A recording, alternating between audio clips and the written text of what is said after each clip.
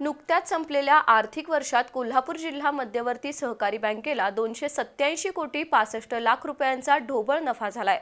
बँकेच्या सर्व शाखा नफ्यात आहेत अशी माहिती अध्यक्ष नामदार हसन मुश्रीफ यांनी पत्रकारांशी बोलताना दिली। नव्या आर्थिक वर्षात शेती आणि शेतकरी, महिला बचत गट, प्रधानमंत्री सौर ऊर्जा प्रकल्प यासह अन्य योजनांना गती देण्यात येईल असंही नामदार मुश्रीफ यांनी सांगितलं। बुधवारपासून नवीन आर्थिक वर्ष सुरू झालंय। नव्या आर्थिक वर्षाच्या पहिल्याच दिवशी जिल्हा बँकेच्या आर्थिक परिस्थितीची माहिती जाहीर करण्याची प्रथा नामदार हसन मुश्रीफ यांनी कायम ठेवली आहे। गेल्या 5 वर्षात केडीसीसी बँकेची आर्थिक प्रगती वेगानं सुरू आहे। पारदर्शी आणि काटकसरीचा कारभार करत ठेवीमध्ये वाढ केली आहे। सन 2021 मध्ये जिल्हा बँकेचा एकूण व्यवसाय 11,719 कोटी रुपयांचा होता।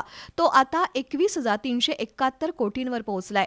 गेल्या 5 वर्षात 3,313 कोटी रुपयांनी बँकिंग व्यवसाय वाढलाय असं नामदार मुश्रीफ यांनी स्पष्ट केलं।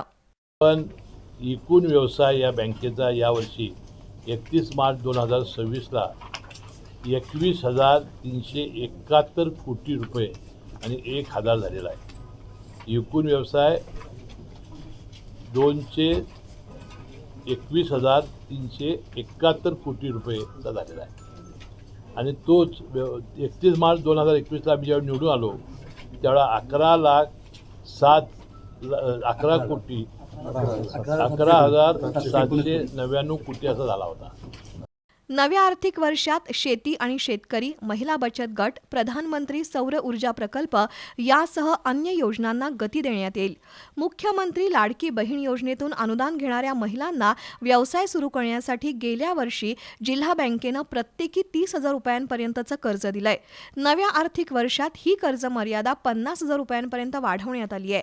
तसंच प्रधानमंत्री सौर ऊर्जा प्रकल्पासाठी बँकेमार्फत कर्ज दिलं जाईल असंही नामदार मुश्रीफ यांनी सांगितलं।